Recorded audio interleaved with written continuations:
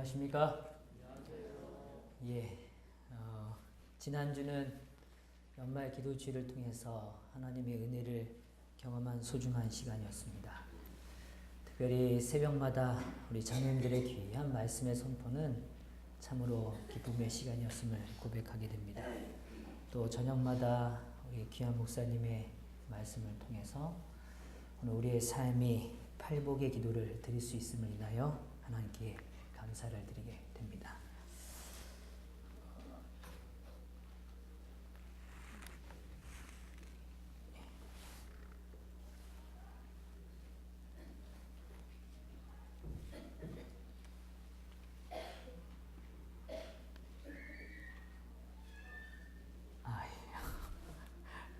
파워포인트가 안 나오네요.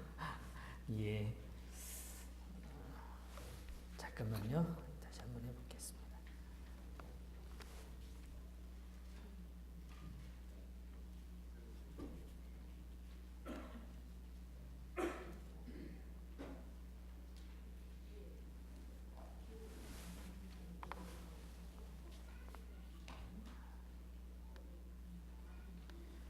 예. 뭐 괜찮습니다. 유인물 다 있으시죠? 네. 유인물 보시면서 오늘 같이 좀 유인물 좀 많이 참고해 주시면 좋겠습니다. 예. 자, 오늘 저희가 다루는 이 주제는 일곱인의 이제 마지막 부분을 향하여 도달하게 됩니다. 그래서 이 일곱인의 여섯째인 이후의 사건들을 우리가 이제 조금 더 살펴보려고 합니다. 자, 먼저 성경에 있는 말씀을 우리가 한번 보도록 하겠습니다. 요한계시록 7장에 있는 말씀입니다. 요한계시록 7장 1절부터에 있는 말씀입니다.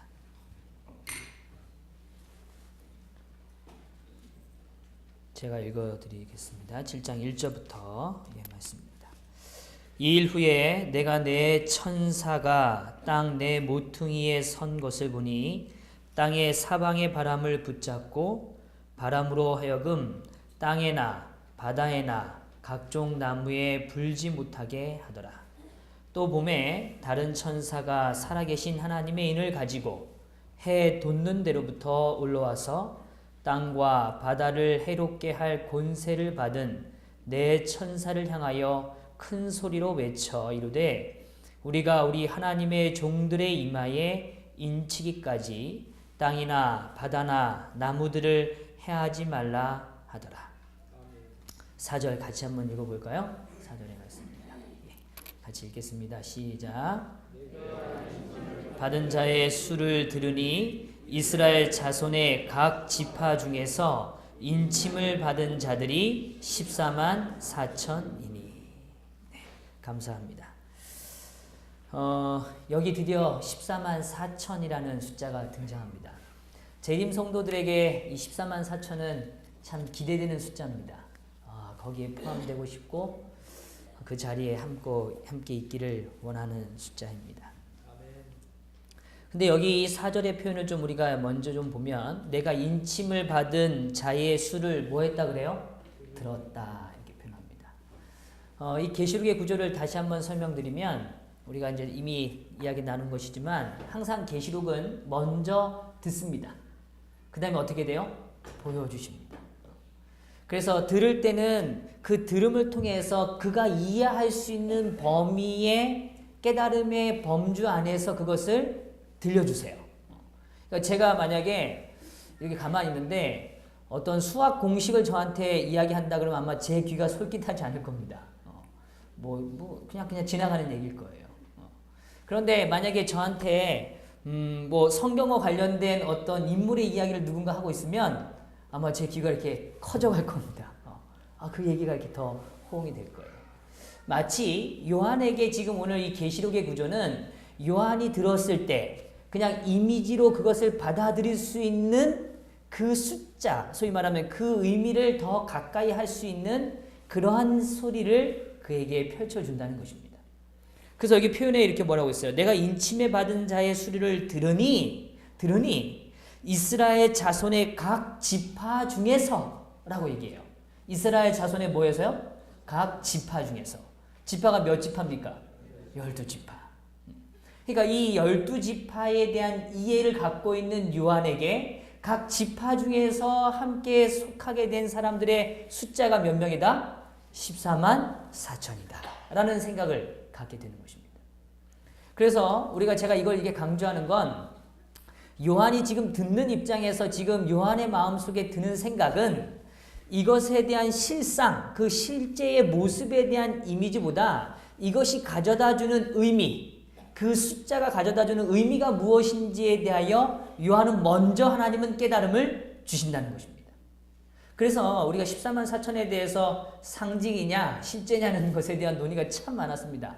근데 제가 이 자리에서 그걸 논의하고 싶은 마음은 없습니다. 그러나 적어도 지금 계시록에서 지금 요한에게 이 소리를 발해서 요한에게 14만 4천이다. 그것도 각 지파의 수를 모은 숫자가 14만 4천이다 라고 말할 때는 요한이 그 소리를 들음으로 인해서 하나님께서 인치는 자들, 인을 받는 자들의 대상이 어떤 대상이구나 라는 것을 뭐하기 위해서요?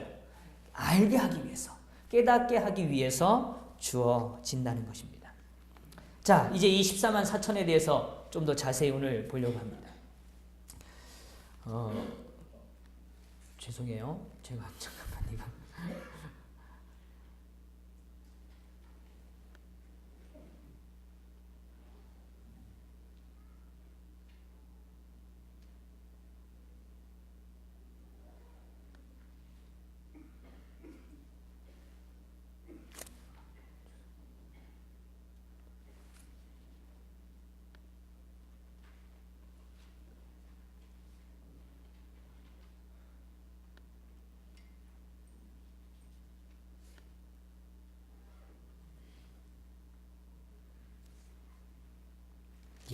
됐습니다.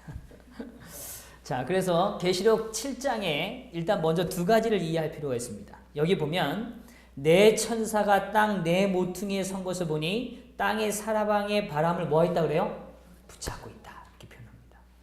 그런데 하나님의 인을 가지고 오늘 인을 치는 사건이 시작되는 겁니다. 제가 지난 시간에 잠깐 설명을 드렸습니다만 이 바람이 억제되는 때라는 것은 먼저 성경에서 바람은 무엇을 설명하냐면 전쟁을 말합니다. 근데 이것은 단순히 혈과 육에 대한 전쟁이 아니고 어둠의 권세자들과 함께 벌어지는 전쟁이죠. 근데 이 땅의 사방의 바람을 붙잡았다는 말은 하나님께서 이 전쟁을 지금 뭐하고 계신다는 거예요? 찾고 계신다는 겁니다. 아직 그 전쟁의 그 마지막 치열한 전투를 여전히 유보하시는 겁니다. 근데 유보하시는 이유는 단 한 가지입니다. 이 전쟁에 하나님 편에 설 자들을 뭐 하기 위해서요? 준비하게 하기 위해서. 그래서 인치는 사업이 완성되길 때까지 하나님이 일을 뭐 하시는 거예요? 준비하시는 것입니다. 그런데 그래서 여기 표현은 땅과 바다는 무엇을 성경은 말하냐면 전 세계적인 의미를 간주합니다. 그래서 어떤 한 지역에서 일어나는 일이 아니라 이 마지막에 일어날 큰 환난, 가장 큰 환난은 그냥 단순히 한국의 어느 지역, 공산주의 국가의 어느 지역 여기에 해당되는 게 아니라 어떻게 해요? 전 세계적으로 일어날 것이라는 겁니다. 다시요. 언제 일어난다고요? 전 세계적으로 일어날 때가 있다는 것입니다. 그 다음에 성경에서 나무는 하나님의 백성을 상징합니다. 그래서 바람을 제어하시는 그 하나님의 관심, 최대의 관심은 누구예요? 하나님의 백성들입니다. 하나님의 백성들이 오늘 상처받지 않도록 어려움을 당하지 않도록 하나님은 이 환난을 여전히 유보하시는 것이죠. 그런데 이 환난이 맞춰질 때는 분명히 하나님께서 이 전쟁이 억제되는 그 때가 끝날 때, 다시 말하면 인치는 사역이 끝날 때, 그럴 때는 이 환난이 뭐해지는 거예요? 다가오는 것입니다. 그래서 14만 4천이 준비되어지면 오늘 하나님은 드디어 이 큰 환난의 때를 허락하시는 것입니다. 다시요. 큰 환난의 때를 어떻게 하신다고요? 허락하시는 겁니다. 자, 그러면 입맞은 자 14만 4천의 특징을 성경상에 있는 한 말씀을 통하여 좀 확인해 보려고 합니다. 고린도후서 1장 21절에서 22절의 말씀을 한번 같이 읽어볼까요? 시작. 우리를 너희와 함께 그리스도 안에서 견고케 하시고 우리에게 기름을 부으신 이는 하나님이시니 저가 또한 우리에게 인치시고 보증으로 성령을 우리 마음에 주셨느니라. 이 말씀은 굉장히 중요합니다. 왜냐하면 하나님께서 우리와 함께 그리스도 안에서 어떻게 하신다고요? 견고하게 하신다라고 표현합니다. 이 견고하게 하신다는 이 표현이 마가복음 16장 20절에서는 말씀을 하나님이 증거하실 때 확실히 증거하신다라는 이 표현을 쓸 때 이 확실이라는 단어에 사용되어지는 표현입니다. 그러니까 누가 봐도 모호하지 않아요. 이거는 너무너무 뭐예요? 분명해지는 겁니다. 견고해진다는 것은 모호해지는 게 아니라 그것이 점점 뭐해져요? 선명해지는 것입니다. 아주 확실해지는 것입니다. 자, 제가 왜 이 모호한 것과 선명한 것에 대한 표현을 오늘 제가 드리는가 하면 미리 조금 제가 이 결론부터 좀 설명드리죠. 오늘 저는 이 2015년도의 금요일 설교로는 저는 마지막 설교입니다. 그런데 오늘 제가 꼭 매듭을 지어야 될 부분이 있습니다. 7인의 주제를 좀 매듭을 지면서 사실은 계시록 11장 이후에 등장하는, 다시 말하면 12장부터 마지막까지 등장하는 이 계시록의 메시지는 전반부의 메시지와는 좀 다른 차원으로 접근됩니다. 이게 마지막 큰 환란의 가장 중요한 주제이기도 해요. 그것이 무엇인가 하면 계시록 1장부터 11장까지의 주제의 내용들은 가시적으로 드러나는 경우가 훨씬 높습니다.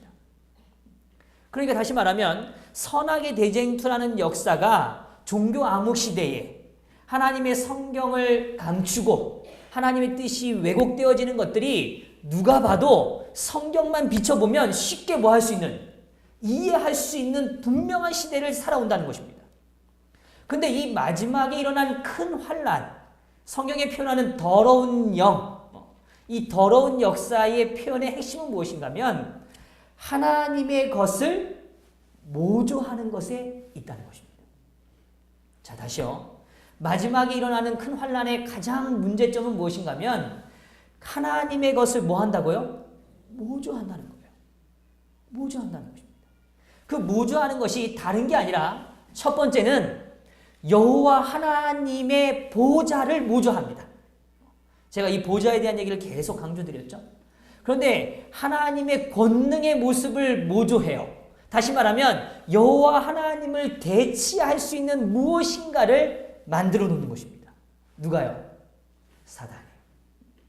그것이 사단이 마지막에 일어나는 큰 환란의 주제입니다. 두 번째는 사단이 어떤 일을 하는가 하면 예수 그리스도의 구속적 사역을 모조합니다. 예수님의 뭘요? 구속적 사역. 그래서 구원의 기쁨을 왜곡시킵니다. 이것이 사단이 하는 매우 중요한 환란에 일어나는 역사입니다. 세 번째, 하나님의 거룩한 성령의 임재, 하나님의 영의 임재를 왜곡합니다. 그래서 우리가 잘 알지만 마지막에 일어나는 일에 대하여 엘렌 화이트는 누차 강조합니다. 무엇을 강조하느냐? 거짓 성령 운동에 대하여 뭐예요? 경계합니다. 그러니까 마지막에 일어나는 큰 환란이 펼쳐질 때의 이 싸움은 누가 보아도 어떻게 보면 너무 하나님답고 너무 예수님답고 너무 성령님다운 일들이 뭐해지는 거예요? 벌어지는 것입니다. 야, 어떻게 그런 일이 벌어지겠나? 야, 너무 하나님답다. 너무 예수님답다. 너무 또 뭐라 그래요? 성령님 같다. 라고 느껴지는 것입니다. 이게 언제 일어나는 역사라고요? 마지막이에요. 그래서 계시록의 이 장면은 이 후반부로 갈수록 마지막에 일어나는 이 사건들의 묘사들은 물론 앞부분의 내용이 반복되는 것이지만 그러나 앞부분은 어떻게 보면 아주 노골적이에요. 그래서 예를 들면 이런 거죠. 비근한 예를 들면 예전에는 성경을 구하기가 너무 어려웠습니다. 그렇죠? 불과 200년 전만 해도 성경을 자신의 손에 가지고 있는 사람들이 거의 없어요. 그런데 오늘날은 어떻습니까? 성경이 너무 많죠. 집에 몇 권이나 가지고 계세요? 저도 많습니다. 그런데 중요한 건 하나님의 말씀을 실제로 묵상하고 이해하고 깨닫는 숫자는 오히려 뭐예요? 더 적어지는 거죠. 그러니까 하나님의 실체, 다시 말하면 영적인 실체를 분별할 수 있는 안목은 점점 뭐해져요? 어두워져 갑니다.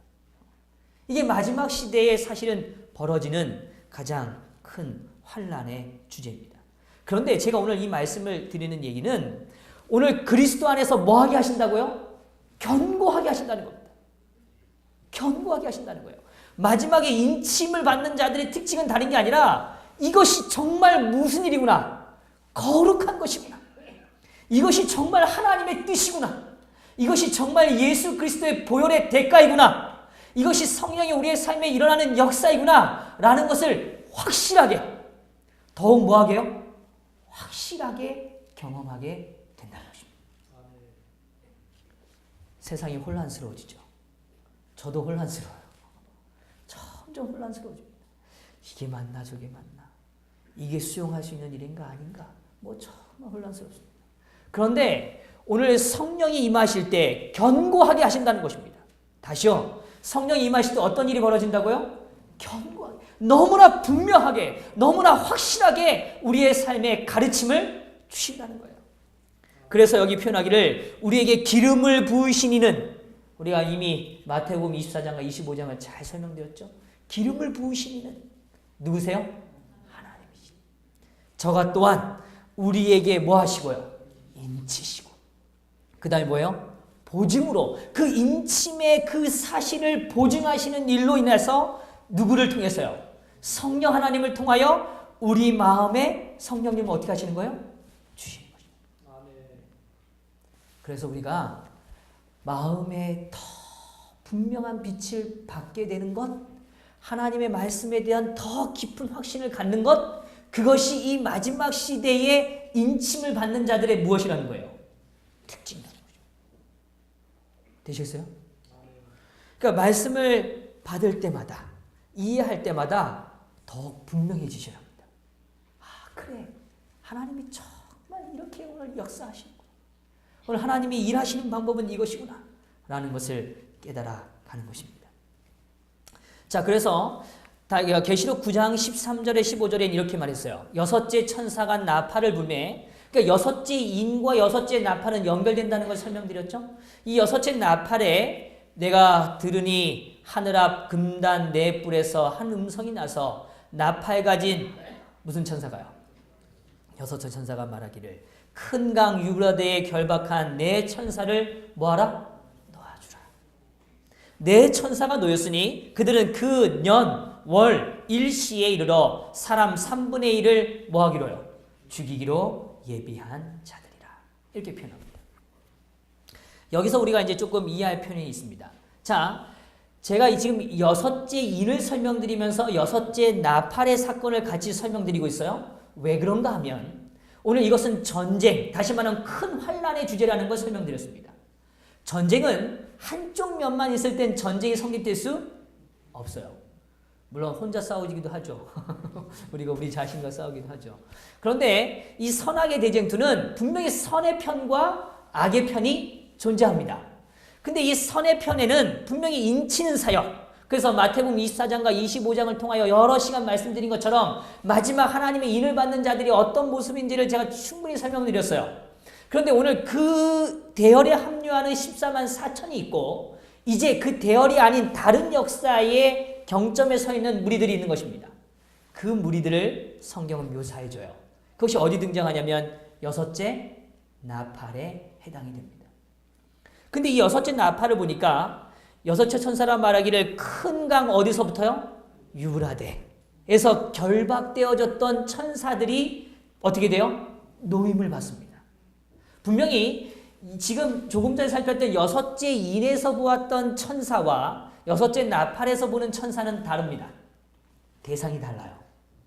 하나님께서 오늘 여기 여섯째 나팔에 존재하는 이 대상은 하나님 편의 천사들은 아닙니다. 자, 그러면 좀 더 이해를 좀 해보시죠. 이 유브라데 강에 대한 표현은 창세기 15장, 신명기 1장, 여호수아 1장에 보면 뭐 다 찾지는 않습니다. 내용은 이런 것입니다.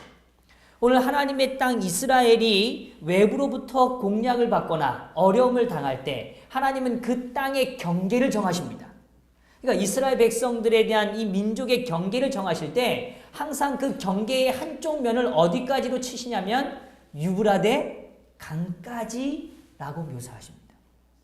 그래서 잘 알지만 아수르, 바벨론, 페르시아, 우리가 잘 아는 이 고대 강국들은 다 어느 강을 건너서 이스라엘 땅을 점령하는 나라들인가 하면 바로 유브라데 강을 건너오는 대상들입니다. 그래서 성경적인 의미에서 유브라데 강은 하나님의 거룩한 땅과 하나님을 공격하는 그런 사단의 정신을 가지고 있는 무리를 구분짓는 그 구분의 경계선이 어딘가 하면 유브라데 강입니다. 그래서 이사야 8장 7절에서 8절에도 이렇게 표현해요. 그러므로 주 내가 흉룡하고 창일한 큰 하수 곧 아수르 왕과 그의 모든 위력으로 그들 위에 덮을 것이라. 그 모든 곳에 차고 모든 언덕에 넘쳐 흘러 유다에 어떻게 했어요? 들어와서 창일하고 목에까지 뭐하리라? 미치리라.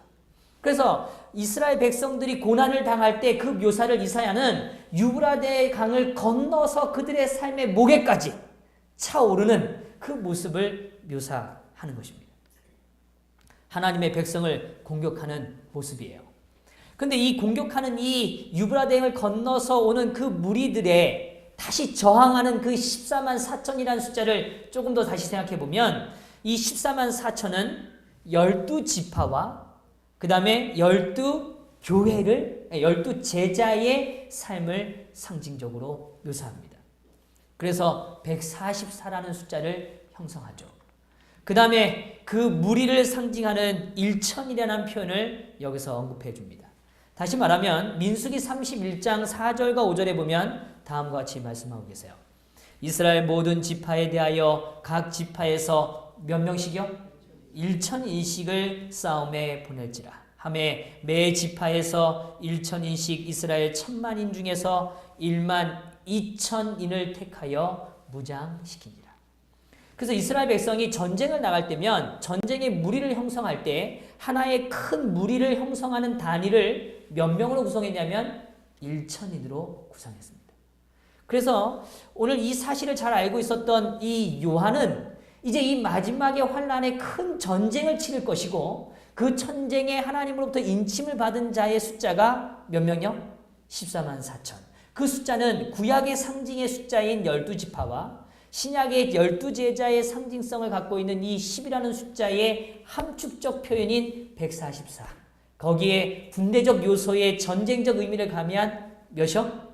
1000이라는 숫자가 포함되어져서 몇을 형성하는 거예요? 14만 4천을 형성하는 것입니다. 하나님의 마지막 이 교회의 모습을 상징적으로 표사해주고 있는 것입니다. 아까 읽었던 말씀으로 좀 다시 돌아와서요. 큰 강 유브라데에 결박한 내 천사를 놓아주라 라고 표현합니다. 근데 그들의 숫자가 몇 만이라 그래요? 2만 만이다 라고 묘사합니다. 몇 만이에요? 2만 만. 좀 숫자가 좀 이상하죠. 2만 만. 근데 이 숫자는 뭐 숫자를 번역하자면 직역하자면 약 2억의 숫자를 강조하는 것입니다. 근데 뭐 그 숫자가 좀 중요한 것은 아닙니다만 분명한 건 여기에 이 네 천사들이 하나님께서 놓아주신다고 이야기해요. 근데 그 놓여진 네 천사가 하는 일은 무엇이냐면 사람 3분의 1을 뭐 하는 거예요? 죽이는 것입니다. 사람 3분의 1을 죽이는 것을 이야기합니다. 이 네 천사들이 하는 일을 사람을 죽이는 일이에요. 참 이게 천사가 사람을 죽인다니까 참 이상하죠. 그런데 이 천사는 다시 강조하지만 하나님의 영에 의한 역사를 감당하는 대상들이 아닙니다. 하나님께서 여전히 그 마지막 싸움을 유보하시다가 그것을 허락하시는 거죠. 그런데 오늘 이 천사들이 하는 일에 대해서 재림교회의 역사학자, 그러니까 이 주석가들은 다음과 같이 네 가지를 표현해 줍니다. 첫 번째는 이 네 천사의 하는 첫 번째 목적은 무엇인가 하면 심판할 도구로 사용되어진다는 것입니다. 자, 좀 이해해 보시죠. 첫 번째 무엇으로 사용된다고요? 심판의 도구로 사용된다는 것입니다. 그래서 이스라엘 백성들이 하나님으로 떠났을 때, 그랬을 때 바벨론은 하나님의 손에 어떤 도구였어요?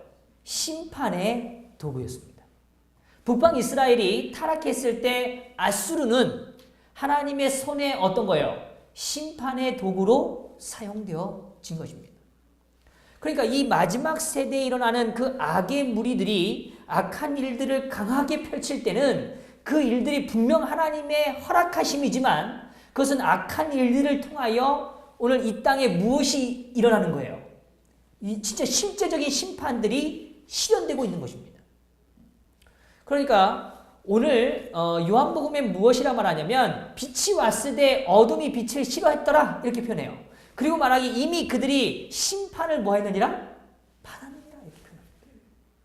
그러니까 이 심판의 대상이 하나님이 실제로 하시는 개념이기도 하지만 그러나 악한 영향력에 의하여 그 영향력을 받는 대상은 엄밀한 의미에서 하나님의 심판의 결과를 뭐하고 있는 거예요? 받고 있는 것입니다. 그래서 이 마지막 때의 여섯째 나팔에 일어나는 이 네 천사는 하나님의 심판의 도구로 쓰여지고 있는 것을 성경은 묘사해 주는 것입니다. 그런데 여기에는 또 다른 하나의 목적이 있습니다. 그것은 무엇인가 하면 여전히 하나님께서 회개를 위한 기회를 제공하시는 것입니다. 무엇을 주신다고요? 회개를 위한 기회를 제공하시는 거예요. 고통스러워요. 아픔이 있어요. 그러나 여전히 그 아픔과 고통을 여전히 허락하시는 이유는 무엇 때문이라고요? 회개의 기회를 허락하시는 것입니다. 그 다음에 세 번째는 여기에 하나님의 품성과 공의를 드러내기 위한 방법입니다. 다시 말하면 악한 것이 얼마나 잔인한지 얼마나 고통스러운지가 뭐 하는 거예요? 드러나는 역사를 보여주고 있는 것입니다. 그래서 성경에 이 표현되어지는 이 네 천사의 역할은 지금 말씀드린 것처럼 이 세 가지의 의미를 조금 강조할 수 있습니다. 다시요. 심판에 무엇으로 활용된다고요? 도구로 활용되는 것입니다. 두 번째는 여전히 악인들에게 뭐 할 수 있는 기회요? 회개의 기회를 제공하시고 그 다음에 하나님의 품성과 공의를 옹호하는 모습을 표현해주고 있는 것입니다. 여기 분명히 사람 3분의 1을 죽인다라고 표현해요. 이 표현의 핵심은 무엇인가 하면 여전히 자비가 섞여 있는 것입니다. 여전히 뭐가 섞여 있다고요? 자비요. 완전한 멸망을 말하는 게 아니라 여전히 기회를 제공하시고 여전히 하나님께서 그들을 돌보시는 모습을 우리 앞에 보여주는 것입니다. 자, 성경절 하나만 조금 우리가 좀 찾아보겠습니다. 시편 68편 17절의 말씀입니다.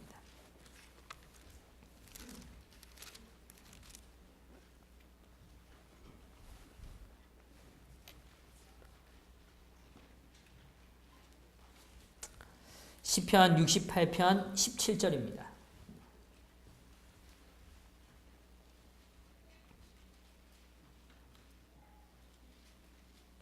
제가 읽어드리죠.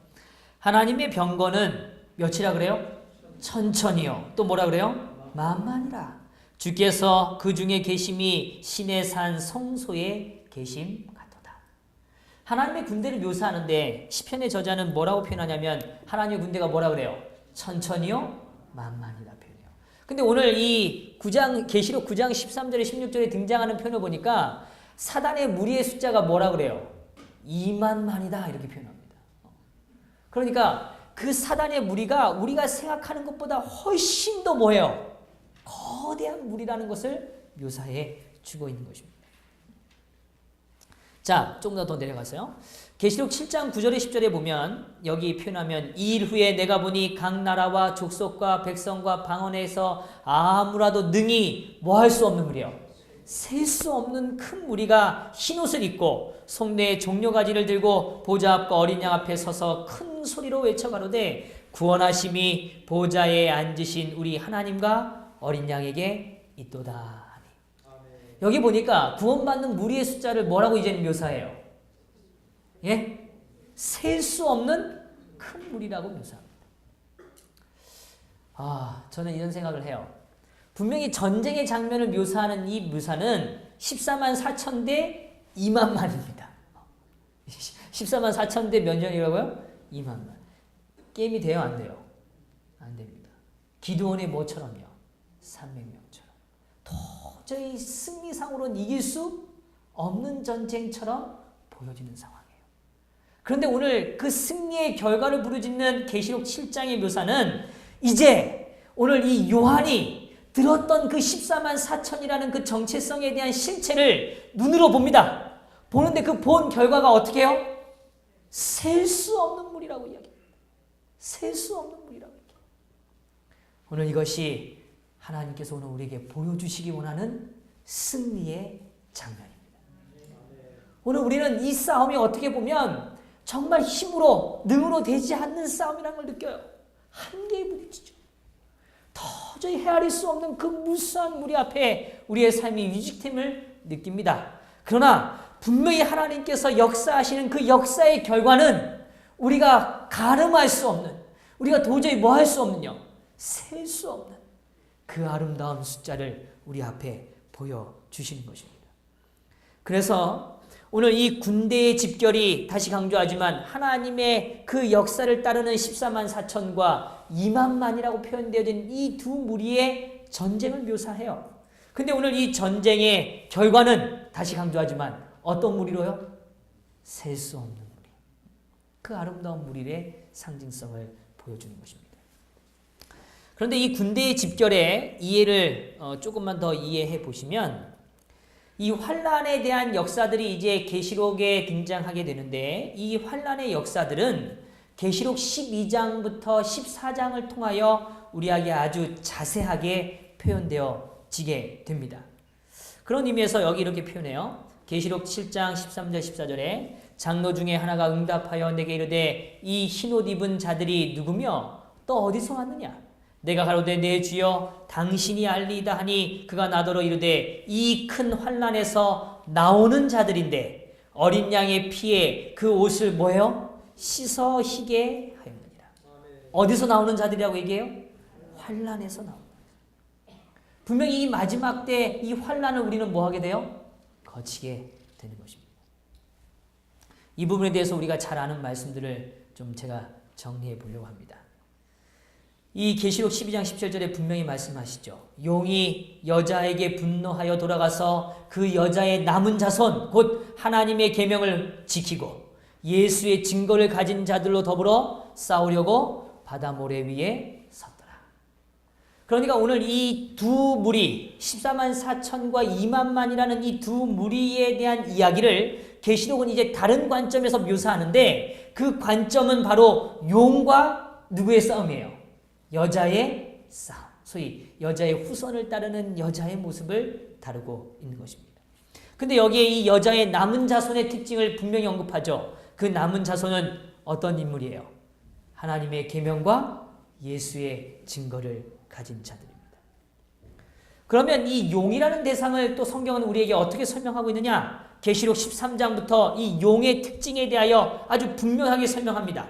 자, 그 부분을 좀 보시죠. 계시록 13장 1절에서 2절, 내가 보니 바다에서 뭐가 일어나요? 잔 짐승이 나오는데 뿔이 여리어 머리가 7이라 그 뿔에는 10면류관이 있고 그 머리에는 참남한 이름들이 있더라. 용이 자기의 능력과 보좌와 큰 권세를 누구에게요? 그에게 주었더라. 제가 아까 말씀드린 것입니다. 오늘 하나님을 대신할 자리, 하나님의 그 보좌의 능력을 소위 말해서 모조하는 일들이 실제로 일어나죠. 그 일의 대상을 바로 다른 짐승이 아니라 바다에서 뭐한 짐승이에요? 올라온 한 짐승으로 계시록은 묘사해 줍니다. 이것이 마지막 큰 환란의 사건에 일어나는 큰 전쟁의 모습을 우리 앞에 표현해 주고 있는 것입니다. 마지막 전쟁의 환란을 우리 앞에 보여주는 거예요. 제가 오늘 뭐 이걸 자세히 설명드리지 않으면 좀 이해하시고, 큰 윤곽을 제가 오늘 설명드리는 걸 좀 이해해 주십시오. 두 번째는 계시록 13장 11절에서 12절입니다. 여기 보니까 이렇게 표현해요. 내가 봄에 또 다른 짐승이 등장해요. 이제는 어디서 올라와요? 땅에서 올라오니 새끼 양같이 두 뿔이 있고 용처럼 말하더라 라고 표현합니다. 우리가 잘 압니다. 이 계시록 13장에 대해서 너무 많이 들었기 때문에 제가 뭐 이걸 또 설명하기에도 참 부족할 정도로 잘 압니다. 분명히 두 짐승을 묘사해요. 바다에서 뭐한 짐승이에요? 올라온 짐승과 그 다음 어디에요? 물에서 올라온 땅에서 올라온 짐승입니다. 바다에서 올라온 짐승과 땅에서 올라온 짐승. 이 두 짐승은 결국 두 가지를 강조합니다. 정치적이면서도 종교적이죠. 다시요. 어떻게 해요? 정치적이면서도 종교적입니다. 다시 말하면 오늘 우리가 이해하는 삼위일체의 하나님의 그 특성을 사단은 결국 이 땅에 완전한 모조품으로 우리 앞에 뭐 하는 거예요? 펼쳐 보여주는 것입니다. 너무 거룩해 보이고 너무 순결해 보이고 너무 완전해 보이고 너무나 분명한 보좌적 권력을 드러내 보여주는 것입니다. 그래서 땅과 바다를 통하여 해롭게 할 사단의 대리자들이 우리 앞에 펼쳐지는 것입니다. 그래서 이 사단이 어떠한 영향력을 우리 앞에 보여주는가를 다루는 장면이 계시록 15장부터 18장까지의 모습이에요. 이 소위 말하면 두 짐승이 어떤 일들을 이 땅에 펼칠 것인가에 대하여 아주 분명하게 명확하게 보여주는 그 장면들이 바로 계시록 15장부터 18장의 하나님의 역사에 대항하는 악의 세력들의 모습이죠. 그래서 이 13장은 분명히 마지막 전쟁의 진행과 양상들을 우리 앞에 보여주는 것입니다. 그런데 그들이 이야기하는 가장 핵심이 무엇인가를 오늘 저는 한 가지를 좀 더 정리하려고 해요. 자, 여기 보시죠. 다시 읽어봐요. 또 다른 짐승이 땅에서 올라오니 새끼 양같이 두 뿔이 있고 용처럼 말하더라. 저가 먼저 나온 짐승의 모든 뭐라 그래요? 권세를 그 앞에서 뭐예요? 행합니다. 땅과 땅에 거하는 자들로 처음 짐승에게 뭐하게 해요? 경배하라. 바로 이것입니다. 경배입니다. 결국 오늘 우리가 찬양하고 우리가 기대하고 우리가 즐기고 오늘 우리가 기뻐하는 그 대상, 오늘 우리가 우리의 마음이 여전히 이끌려지는 그 대상, 그 대상이 누군가에 대한 주제가 마지막 경점에 일어나는 가장 중요한 주제로 우리의 삶에 찾아오게 될 것이라는 것입니다. 성도 여러분, 너무나 분명한 명분이 있어요. 권력적이에요. 명분이 있다고요. 정의로워 보여요. 분명해 보여요. 그런데 오늘 그것은 분명 하나님의 방법이 아닐 수 있다는 거죠. 분명 하나님의 뜻이 아닐 수 있다는 거예요. 그것을 분별해낼 수 있는 힘은 오늘 우리의 삶의 힘으로 될 수 없어요. 성령의 역사가 너무나 왜곡되어져 와요. 정말 마음이 전율이 일어나는 것 같고 정말 내가 뭔가 큰 치유를 받은 것 같고 엄청난 경험에 빠지게 될 수 있어 보여요. 그런데 분명 그것은 하나님의 방법이 아닌 거죠. 오늘 우리가 경배하는 대상, 그 대상이 누군가에 대한 판가름이 마지막 큰 환난의 가장 중요한 주제로 남게 될 것입니다. 그 이야기는 오늘 우리가 우리의 삶, 지금 오늘 우리가 겪는 오늘 매일의 삶에 내가 어떤 대상을 경배의 삶으로 살아가느냐 하는 질문 앞에 우리는 서야 하는 것입니다. 그것이 바로 오늘 우리에게 던져주는 6째 인의 가장 중요한 주제이기도 한 것이죠. 그래서 엘렌 화이트는 이렇게 말해줬어요. 14만 4천에 대하여 다음과 같이 얘기합니다. 그들은 보좌 앞에서 새 노래를 부른다. 보좌 앞에서 뭘 불러요? 새 노래. 그 노래는 14만 4천 외에는 아무도 배울 수 없는 노래이다. 그것은 모세와 어린 양의 노래이다. 모세와 어린 양의 노래.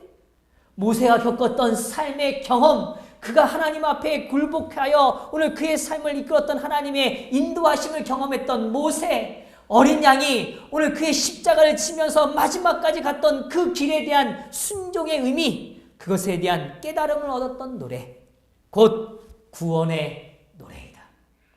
그 노래는 14만 4천 외에 아무도 부를 수 없는 노래이다. 왜냐하면 그것은 그들의 어떤 노래라고요? 체험의 노래. 도저히 인간의 눈으로는 경배할 대상으로 보여지지 않고 희망이 없어 보이고 정말 이길 수 없어 보이는 일 같아 보이지만 그때 하나님을 향한 전적인 순종으로 인한 경배의 자리를 지켰던 자들에게 임하는 하나님의 구원의 노래, 그 노래를 경험한 자만이 뭐 할 수 있어요? 그 노래를 부를 수 있다는 것입니다. 왜냐하면 그것은 그들의 체험의 노래, 곧 다른 어떤 사람도 체험하지 못한 경험의 노래이기 때문이다. 좀 더 이야기합니다. 그들은 어린 양이 어디로 인도하든지 따라가며 살아있는 자들 가운데서 땅으로부터 끌어올림을 받은 사람들이다. 그들은 처음 입은 열매로 하나님과 어린 양에 속한 자들이다. 또한 이들은 큰 환난에서 뭐하는 자들이다? 나오는 자들이다. 어디서 나온다고요? 큰 환난에서 나오는 자들이다. 그들은 개국 이래로 그때까지 없던 환난의 시기를 지내고 야곱의 환난을 견디어 하나님의 심판과 형벌이 마지막으로 내릴 때 중보자 없이 선 자들이다. 그것입니다. 그것입니다. 오늘 그 경험의 노래를 부를 수 있는 저와 여러분, 우리 성도님들 되시기를 간절히 바랍니다. 오늘 그것은 진짜 하나님 되심을 경험하셔야 해요. 정말 예수님의 보혈이 얼마나 우리의 삶의 값진가를 경험하셔야 합니다. 성령께서 우리의 마음을 얼마나 견고하게 흔들리지 않게 분명하게 확실하게 만들어 가시는가를 보증으로 받으시는 경험이 있으셔야 해요. 오늘 그럴 때만이 오늘 우리는 하나님의 역사를 맛보게 되는 것입니다. 땅에서 올라온 짐승, 그것은 분명 성령께서 하셨던 일들을 흉내낼 것입니다. 그 짐승은 모든 것을 사용하죠. 마치 성령께서 모든 것을 활용하셨던 것처럼 말이죠. 오늘 그들은 기적을 보이고 불을 내리게 하고 우상에게 생기를 불어넣고 짐승의 표를 강요하는 일이 일어날 것입니다. 그런데 그것은 진정한 성령이 아님을 볼 수 있어야 합니다. 그 볼 수 있는 자들은 정말 등불에 기름을 채워본 경험, 하나님의 성령의 역사로 내 삶이 깨어지는 경험을 한 자만이 그것을 분간할 수 있는 하나님의 영적인 견고함을 가질 수 있게 되는 것입니다. 그것이 바로 하나님이 주시기 원하시는 것입니다. 예수님께서 오늘 이 땅에서 3년 반 동안 겪으셨던 그 삶의 모습, 그 모습을 이해하는 자들. 오늘 그래서 여기 이렇게 표현해요. 어린 양이 어디로 인도하든지 뭐 하는 자들이래요? 따르는 자들. 오늘 예수님은 그렇게 순종의 삶을 사셨습니다. 오늘 우리에게 주어진 것들을 하나님의 순종의 제단 위에 올려놓는 삶. 그것이 바로 오늘 진짜 하나님이 원하시는 체험의 노래를 부를 수 있는 삶인 것입니다. 그래서 좀 정리해보죠. 오늘 우리는 첫째부터 넷째인을 보았어요. 이 네 말들의 이야기를 우리는 기억합니다. 오늘 죽었던 자들, 말씀의 기근과 고통을 겪어야 되는 그 시기들을 묘사하죠. 그러나 오늘 다섯째인 여전히 순교자의 탄원의 기도를 부르는 그 기도로 살아가는 자들을 통하여 하나님은 이 마지막 시대를 이끌고 계시는 것입니다. 오늘 그리고 더불어 여섯째인에 오늘 주님께서 인치는 사역을 감당하시죠. 오늘 그 인을 받은 자들을 통하여 하나님은 환난을 능히 이기게 하시고 구원의 노래를 부를 수 있는 자리로 우리를 인도해 주시는 것입니다. 그것이 하나님이 원하시는 우리의 삶의 모습이죠. 이 하나님의 백성에 대한 부분을 이거는 좀 다음에 설명을 드리고요. 이 하나만 좀 이해해드리고 정리를 해보겠습니다. 마지막 전쟁의 계쟁점, 소위 이 가장 치열한 전투의 쟁점이 무엇인가? 그것은 바로 무엇이라고요? 경배의 문제입니다. 경배의 문제예요. 그리스도를 중심으로 인치는 사업이 일어나고 의인이 집결합니다. 그 의인이 집결할 때 얻는 축복은 하나님의 분명한 진리가 더욱 뭐해지는 거예요? 확실해지는 거예요. 선명해지는 것입니다. 그럴 때 오늘 계시록 13장 5절과 14장 6절에 7절에서 경배를 강요하는 일이 일어났죠. 그 강요하는 일들을 통하여 사단의 전략이 분명해집니다. 짐승의 표가 드러나고 의인이 집결하는 것, 악인이 집결하는 것입니다. 사단의 무기는 다른 것이 아니라 하나님의 것을 뭐 하는 거예요? 위조하는 것입니다. 그 일을 통하여 큰 환난, 큰 전쟁이 오늘 우리 앞에 펼쳐진다는 것입니다. 성도 여러분, 오늘 저는 여섯째 인을 좀 정리하면서 오늘 우리는 그 마지막 전쟁의 경점에 서 있음을 기억해야 합니다. 오늘 지금이야말로 진짜 여호와 되신 하나님, 오늘 우리의 구원의 주인이 되셨던 예수 그리스도, 오늘 우리의 삶을 변화시키기 원하시는 성령의 역사, 오늘 그분의 삼위 하나님의 구속의 사역을 경험하는 시간이 되어야 합니다. 그럴 때 이 환난의 시기에 하나님 앞에 거룩한 의인으로 이 기쁨을 누리는 저와 여러분 되기를 또한 간절히 바라면서 말씀을 마치겠습니다.